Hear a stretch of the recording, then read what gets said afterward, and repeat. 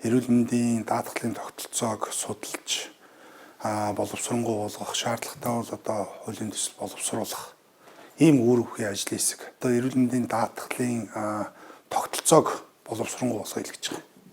Тэр дундаа хяналтын механизм дээр илүү төвлөрч, хяналтын механизмыг илүү боловсронгуй болгох бас юм зайлшгүй шаардлага байгаа юм байна. Үндэсний зөвлөлийн гаргасан шийдвэр нөгөө талдаа сангийн зарцуулалт хоёрыг хоорондынх нь уялдааг хангасан тэр хяналтын механизмыг арай өргөн хэмжээнд л болгоё гэсэн ийм л зорилго тавьж байгаа. Хоёрдугаарт эрүүл мэндийн даатгалын тогтолцоон дээр тогтолцоог боловсронгуй болгоод араас нь бид бүхэн энэ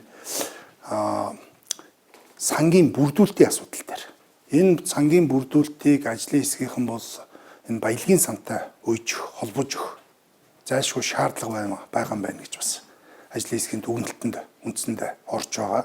Тогтолцоог боловсронгуй болгоод энэ сангийн бүрдүүлэлтийг сайжруулад эрхийн алдад бол ямар ч гэсэн эхний ээлжинд эрүүл мэндийн даатгалын тогтолцоо бас нэг арай зөв голдролтой ороод явах ийм боломж одоо бүрднэ гэсэн гэж одоо ажлын хэсгээс үзэж байгаа. Тэгээд удахгүй ажлын хэсгээс санал дүгнэлт гаргаж холбогдох байгууллагууд нь бид нараас хөргүүлэхээр одоо бас ажиллаж байна.